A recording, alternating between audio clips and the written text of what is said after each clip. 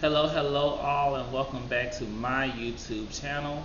Thank you all so much for coming here, giving me an opportunity to, give you guys my opinion on these shows, especially, those like The Real Housewives of Beverly Hills, which is what we're doing today with the season 11, episode 20.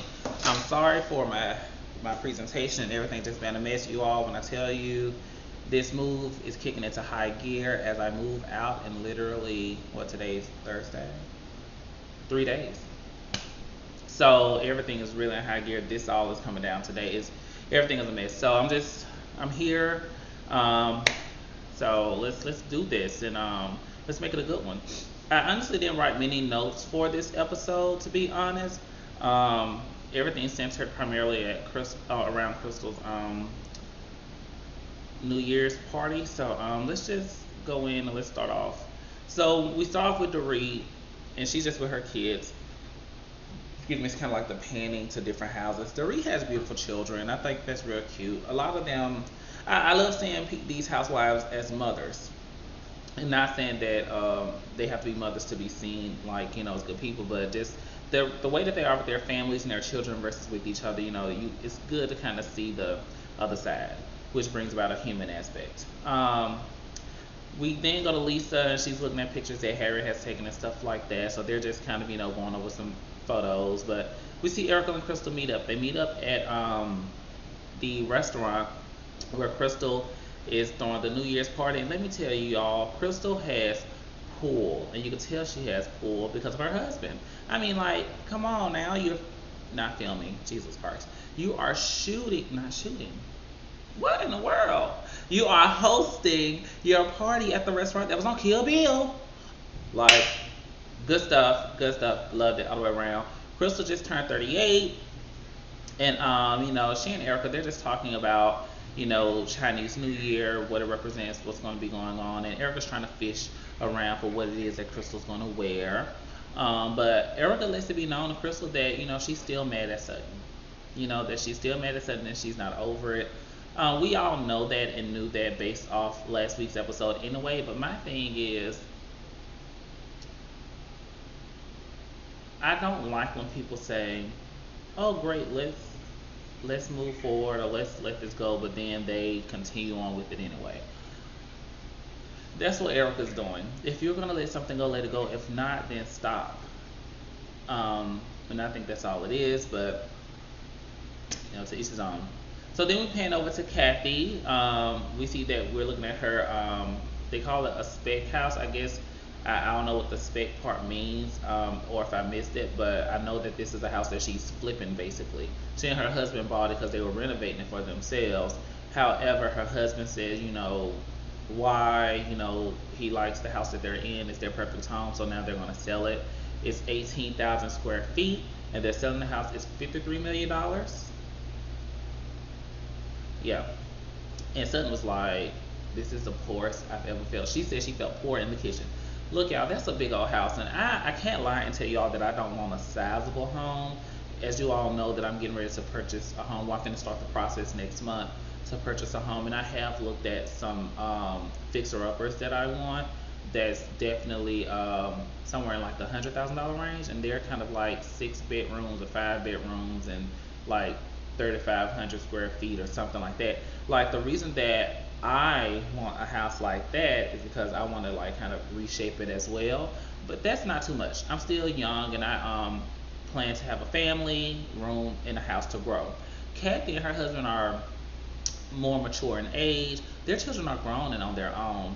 I feel like that's just a waste of money. I don't think they need that big of a house. Even the house that they're in, I would have downsized by now to like the size house Erica is in the rich neighborhood, obviously, or maybe even to the size house that Kyle is in. But I would have downsized that, But hey, to each his own.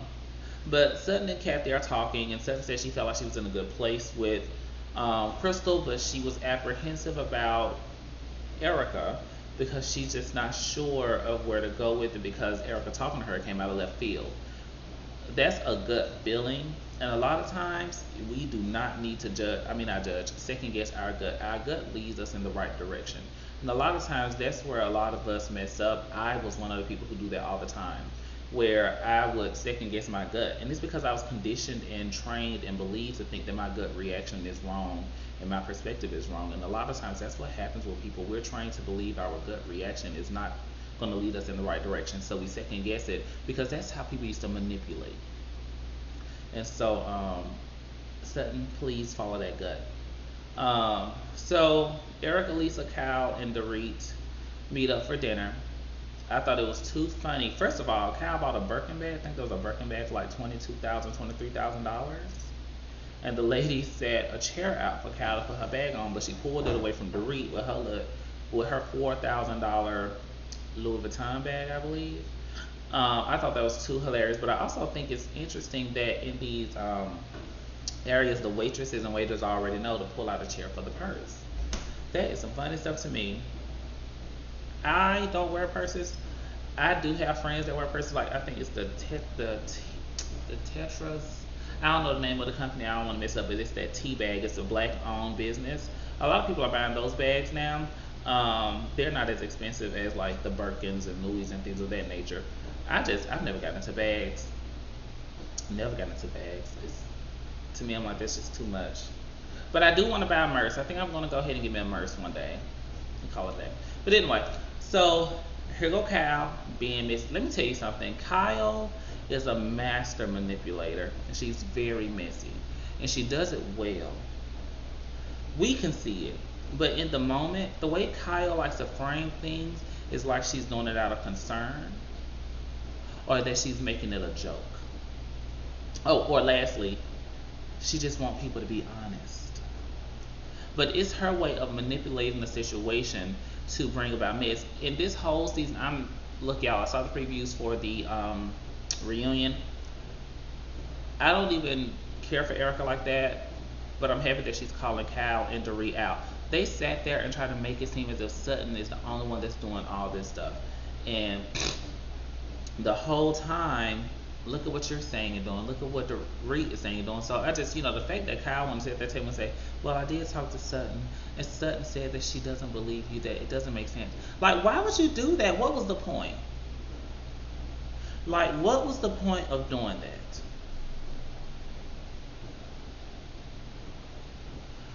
And then it moves from that to Erica now trying to tell the story again, and we now have a different element. Now, before, just like when they flash back, Eric, I swear, once it was Eric, Tom had the accident, Erica found him. Then it was, or somebody found him. Then Tom had the accident and he was unconscious, and he called her 12 hours later, and she thought he was at a woman's house. And then now it's Tom had the accident and she called her son, and her son helped her find Tom. This story has changed so many times, and she struggled for a minute to even remember part of the lie. Part of her story. I don't know if anything is a lie. Part of her story.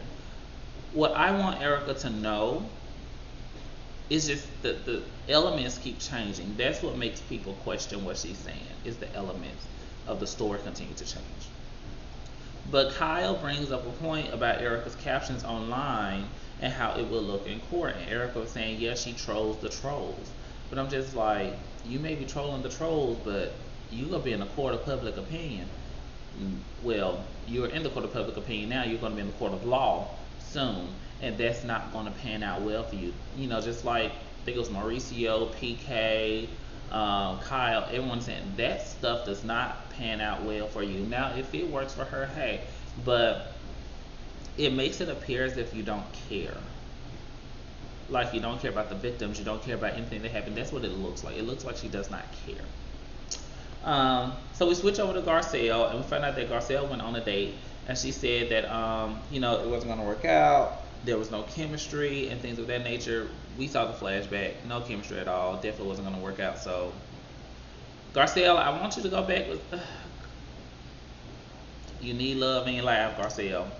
I want you to have it. So we see everybody getting dressed, and I wonder, is Erica truly broke? Because she still has her glam team. Now, if she's not broke, I wonder if did she pay her stuff up front? Because sometimes you could pay people for the year, or you pay for your services up front. And then so it makes me wonder. I think maybe she had already paid for her services, so she's not gonna lose the service until that contract ends. So maybe that's what it is. Maybe I don't know. Maybe that's what it is. But we see Crystal call Sutton on the phone. I think it's nice to see that they're able to get along better, and they chat a little bit, show each other's dresses and stuff like that. So then we go to the Chinese New Year party, and it's the year of the ox. And people, basically everyone's just arriving and saying how beautiful things are. Kathy brings I can't think of the guy's name, but she's always bringing people outside of her husband. It makes me wonder if her husband just isn't interested in being seen on this show, or things of that nature. It's interesting, but I don't think he's interested in coming. But I thought everyone, in a sense, looked beautiful. In a sense, y'all, I'm sorry, I'm getting work calls and stuff, but this ain't important. So anyway, Garcelle decides to pull Lisa to the side, and she's chatting with her, and she basically gets to the point of saying she wants to still reach out to Denise. Look, I love Denise. I love Denise. I love Denise. I love Denise. But Garcelle, stop asking Rhonda to reach out to Denise, because it's not authentic if she do it. And two, even if she does do it, I hope Denise does not respond. I don't think there's no need, because a true friend wouldn't have done the things that Denise did. But that true friend actually brings me to a statement that Crystal husband made. He said a true friend does not make your problems disappear, and a true friend does not disappear when there are problems. Let me help y'all break that down a little bit. A true friend is basically going to call you out on your stuff, hold you accountable. But a true friend isn't going to leave you whenever you're in said stuff. Now, let me be clear. Said stuff that he's referring to are small things, like, oh, you having a little financial issue, oh, you having difficulty with communicating with people, stuff like that. Whenever you are in a situation where your stuff may backfire on me because you're telling me said stuff but telling me it in different ways, hold up, sister. I ain't gotta leave you, but I can reserve, myself. Do I think Sutton left Erica? No. I think Sutton called Erica out and held her accountable, and Erica didn't like it, because calling her out was forcing her to face the things that she either knew, did not know, or chose to ignore. And that's what she didn't like. Erica could not accept that.